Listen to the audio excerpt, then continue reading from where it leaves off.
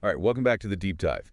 Today, we're going to do things a little differently. We're doing a world news snapshot using, just like a single day in Google News, February 10th, 2025, to be exact. I don't know about you, but um, sometimes the world just feels like it's like really heavy right now. Yeah. There's a lot going on. So we thought it'd be good to just like zoom out and take stock and kind of see what's really going on.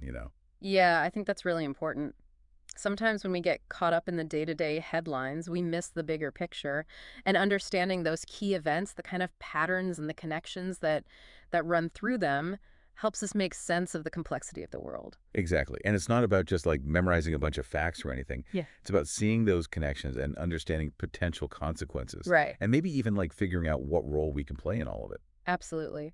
So, are you ready for some surprising details? I am actually. Like, did you know there was an election in Kosovo? I had no idea. Yeah. So we'll unpack that and a whole lot more coming up. Looking forward to it. So obviously we got to start with what's been dominating the news cycle for, well, a long time now.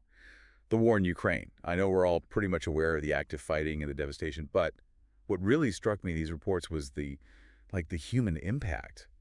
We're talking millions of people displaced, facing critical shortages of food, water, medical supplies. It's a humanitarian crisis of immense proportions. And the thing is, this isn't just a short-term problem. The long-term consequences of this displacement are going to be felt both within Ukraine and globally. Think about the strain on neighboring countries receiving refugees, the potential for economic instability, the ripple effects on, global supply chains. It's huge. Yeah, it's like when you throw a stone in a pond, Yeah. the ripples just keep spreading outwards. And speaking of ripples, the situation in Gaza is also sending those shockwaves to the region and beyond. Airstrikes, rocket attacks, ground operations, it's all happening. Yeah. And the casualty count, especially among civilians, is really concerning. It is. And what makes the Gaza conflict particularly complex is the ongoing hostage crisis. You see hostage situations like this, they often become focal points. They can really influence the entire trajectory of a conflict because they introduce these incredibly high stakes and they complicate negotiation efforts. Yeah, I can imagine the pressure on all sides must be just immense. It is. And as of February 10th, the date of our news snapshot, the lack of a clear resolution in either Ukraine or Gaza, it amplifies that tension, that uncertainty. And it really highlights how interconnected these events are. Yeah, it's like a giant web. You tug on one strand, the whole thing shakes. Exactly. Okay, so it's not all war and conflict, thankfully. The world keeps spinning. There are other events happening, some tragic, some surprising. For instance, the recent earthquake in Turkey, recent devastating loss of life.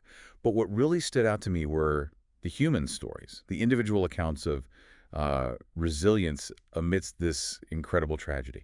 Yeah, I agree. It reminds me of other major earthquakes throughout history. Like, think about the 2010 Haiti earthquake. Yeah. The challenges of rescue, rebuilding, and the aftermath of these events are just monumental. Yeah, it really makes you appreciate, I don't know, the power of nature and also the resilience of the human spirit. Absolutely. And speaking of resilience, did you even know there was an election happening in Kosovo? See, I told you. I didn't even know about that until I saw it in the news. Well, it's actually a pretty significant election. I mean, to really understand why, you need a little bit of context. Hmm. Kosovo declared independence from Serbia back in 2008. Right. But Serbia never officially recognized that independence. And that's led to years of tension, and it's complicated their relationship with the international community. So this election is kind of like a pivotal moment for Kosovo on the world stage. It is. It's a chance for them to, solidify their self-governance, potentially influence their future relationship with Serbia, with the European Union. I mean, the outcome of this election could have ripple effects throughout the entire Balkan region. And that's a region with, a long history of conflict and fragile peace. Wow. So it's a lot more than just like, a simple election, right? Right. It's about like asserting independence and shaping a future. And speaking of shaping futures, another event that caught my eye was the passing of Pope Benedict XVI. Yeah, huge event for the Catholic Church and beyond. Now, Pope Benedict XVI, he had a relatively short papacy, but he was known for his strong theological stances, and, he really pushed for interfaith dialogue. It's interesting to think about his legacy in light of his successor, Pope Francis, who seems to be like charting a different course for the church. You're right. I mean, Benedict's papacy was marked by, a certain conservatism, whereas Francis has adopted a more, I'd say, progressive approach.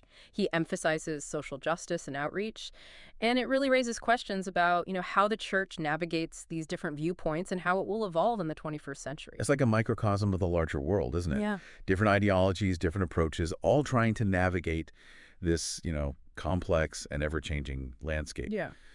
So, as you can see, we've got war, natural disasters, political shifts. It's a lot. It is. It really highlights just how dynamic our world is. But instead of feeling overwhelmed, I think we should see this as an opportunity, right? An opportunity to step back and look at the bigger picture. How are these events connected? What patterns are we seeing?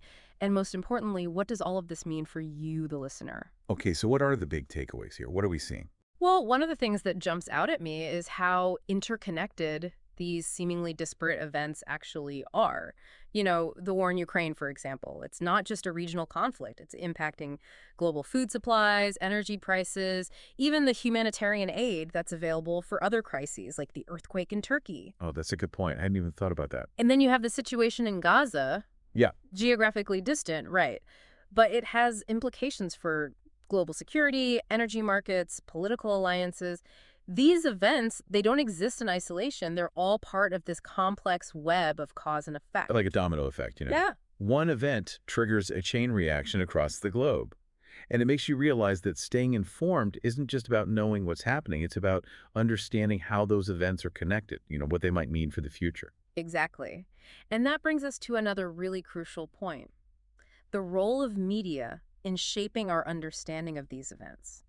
We need to be aware of potential biases, seek out multiple perspectives, and engage critically with the information that we're consuming. It's almost like being a detective, Yeah. You got to piece together the full picture from different sources, use your own judgment to determine what's really going on. Precisely. But before we dive deeper into those details, I want to just pause for a moment and ask you, the listener, a question. Given everything we've discussed so far, what stands out to you? What questions are swirling around in your mind? Hold on to those thoughts, because in part 2, we're going to be exploring each of these news stories in much greater depth, Yeah. uncovering those hidden layers, connecting the dots in unexpected ways. I think you'll find it really fascinating. We'll be right back.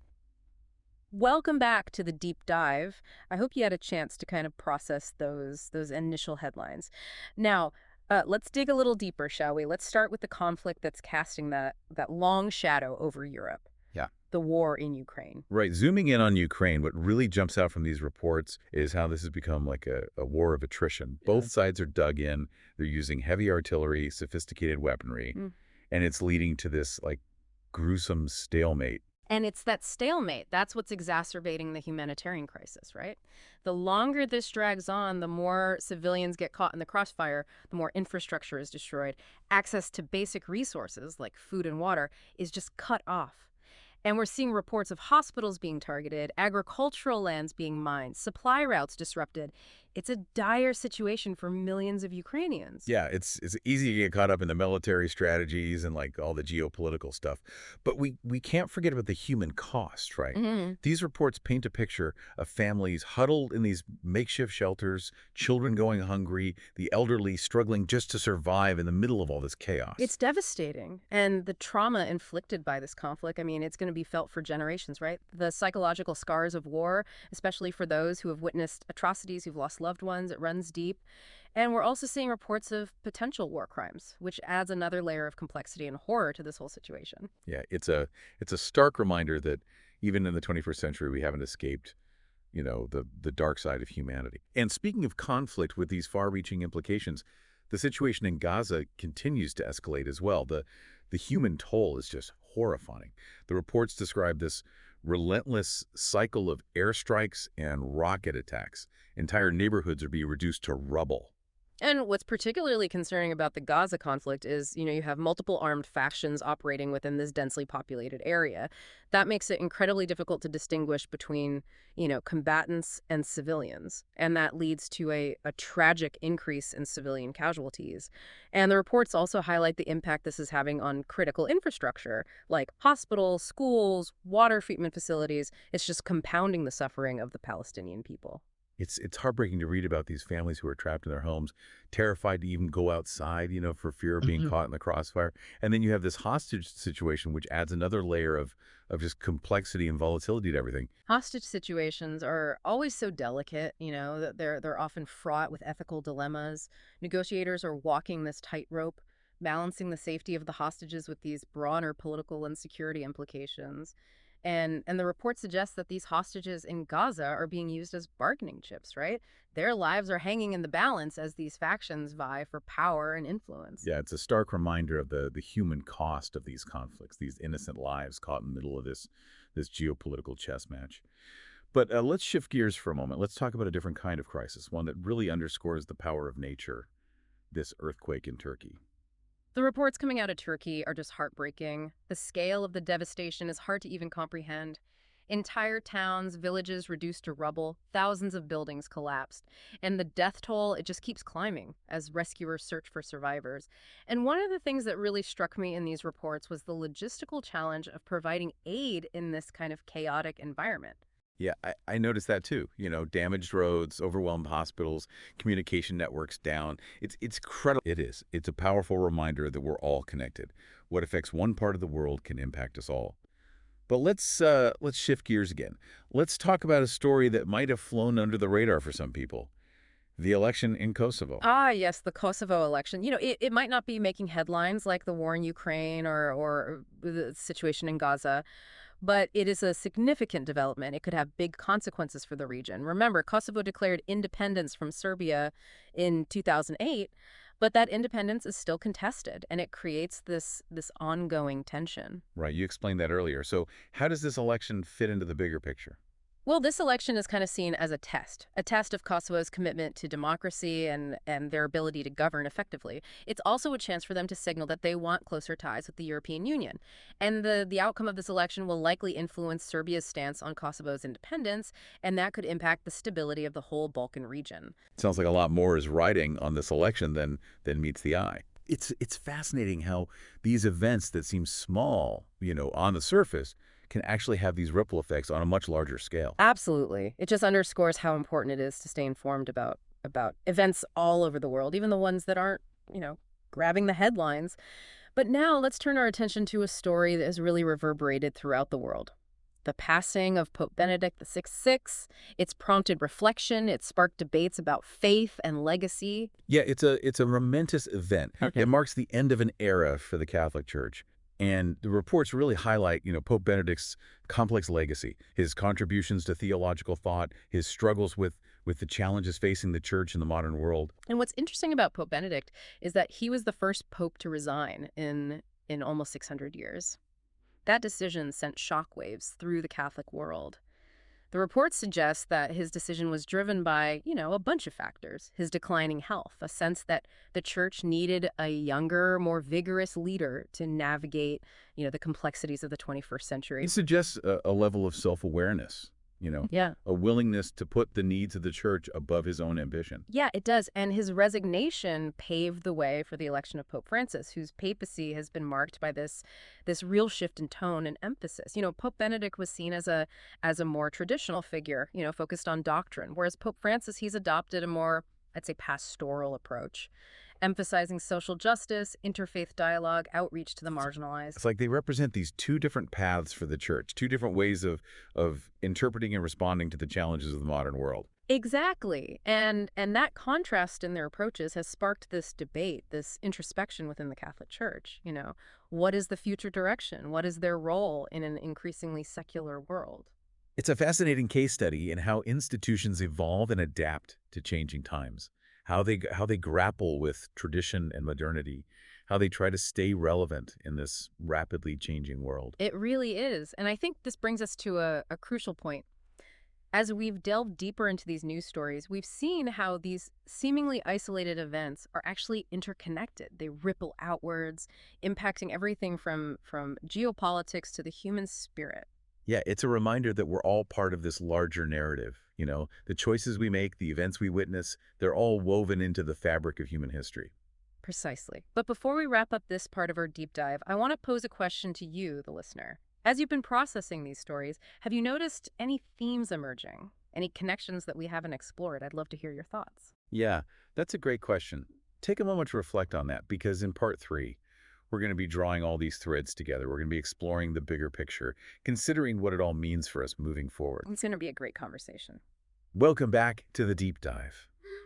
I bet you've had some time to think about all those connections and themes we've been talking about. It's really a lot, isn't it? Wars, earthquakes, Yeah. elections, a new pope. It's kind of overwhelming when you think about it all at once. Yeah, the world's a pretty dynamic place, that's for sure. And unpredictable, too. But I think instead of getting overwhelmed, it's more helpful to remember that even in the middle of all this chaos, there are still patterns. There are these threads of resilience. And there are always opportunities to learn and grow from these events. Yeah, that's a good point. It's easy to focus on all the negative stuff. But if you look closely, there are these glimmers of hope, right? Stories of courage, compassion, even in the darkest situations. Absolutely. Think about the response to the earthquake in Turkey, all that international aid and support pouring in. I mean, even with all the challenges, the destruction, the loss, people from all over the world stepped up to help. Financial donations, medical supplies, even just, messages of support and solidarity. It's pretty incredible. It really is. It makes you realize that we're not alone in this. Mhm. That even when things are really tough, there's this shared sense of humanity that connects us all. It's powerful stuff. And let's not forget about all the efforts being made towards peace, both in Ukraine and in Gaza. Even with all the complexities, the setbacks, the deep divisions, there are people out there working really hard to find common ground, to build bridges, to look for solutions that focus on diplomacy and dialogue instead of violence. It's true. Those efforts might not always make the news, but they're so important. It's a reminder that even in the middle of conflict, there's always hope for a peaceful resolution. Speaking of hope, one thing that struck me was the resilience of the people in Kosovo, Right. as they try to figure out their path to self-determination. Right. The Kosovo election. It may seem like a small thing compared to everything else going on, but it's a big step for them in building a stable democratic nation. I mean, they're dealing with ongoing tensions with Serbia, economic challenges, political complexities, and yet they're still actively shaping their own future. They're committed to democracy and self-governance. It's pretty inspiring. It is. It shows you what the human spirit is capable of. Persevering, adapting, striving for something better, no matter the obstacles. And thinking about shaping the future, it makes you wonder about Pope Benedict's legacy and the path that Pope Francis is taking the church down. Yeah, that's a really interesting point. You have Pope Benedict, a scholar, a traditionalist, and he steps down from a position that was, for centuries, seen as a lifelong commitment. And then you have Pope Francis with his focus on a social justice, humility, interfaith dialogue. It's a whole new era for the church. It's like they represent two completely different ways of looking at things. Hmm.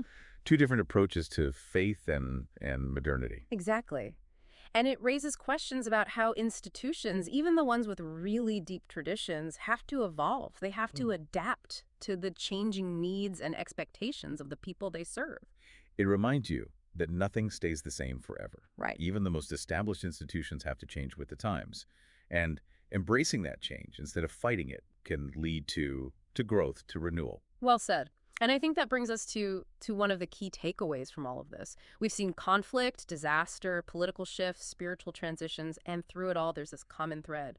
We are all connected. It's so true. The war in Ukraine affecting global food prices, the earthquake in Turkey leading to all this international aid, the events we've been talking about, they don't happen in a vacuum. They're all part of this incredibly complex web of cause and effect. Exactly. And recognizing that interconnectedness is essential if we want to understand our place in the world.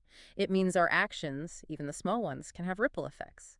It also means we need to stay informed, engage with the news critically, and realize that we're not just bystanders. We all have a role to play in shaping the future. It's like we all have these pieces of a giant puzzle, and the more we understand how those pieces fit together, the better we can grasp the bigger picture. I like that. And so, as we wrap up this deep dive, we want to encourage you to keep exploring these connections. Dig deeper into the stories that resonate with you. Think about what role you want to play in shaping the world around you. Staying informed is only the beginning. It's what we do with that information, how we understand it, how we engage with it, that really makes a difference. That's a great point. Knowledge is power, but it's only meaningful when we use it wisely and compassionately. So as we leave this deep dive, Remember to stay curious, stay engaged, and stay hopeful. The world is a complicated, ever-changing place, but it's also full of possibilities, and each and every one of us has the potential to make it better. Thank you for joining us on this journey. Until next time, keep diving deep. And never stop looking for those glimmers of hope. They're out there.